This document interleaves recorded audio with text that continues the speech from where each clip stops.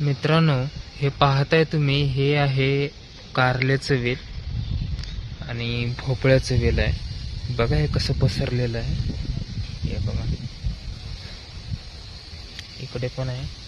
हे बघा, हे आता वरती चाललंय मांडवावरती, बघू शकता. आणि त्या साईडने पण बघा चाललंय वर.